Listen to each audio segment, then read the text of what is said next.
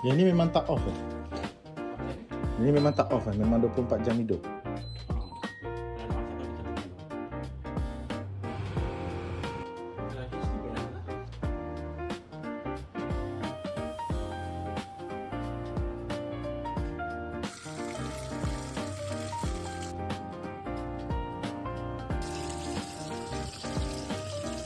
Alright guys, so jadi kita dah servis.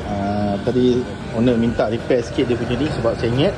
Sekarang kita dah repair balik, overflow gas. So sekarang kita test suction pula.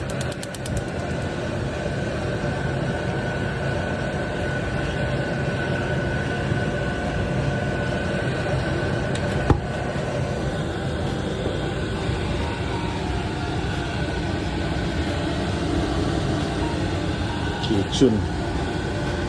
Alright guys, so sekiranya kalau korang nak repair, service, coring dan sebagainya, boleh PM kami, okay? Selain daripada itu, kita juga repair stove, barang-barang elektronik juga sebenarnya. So jadi thank you so much, jangan lupa follow, subscribe. Kita jumpa on the next video.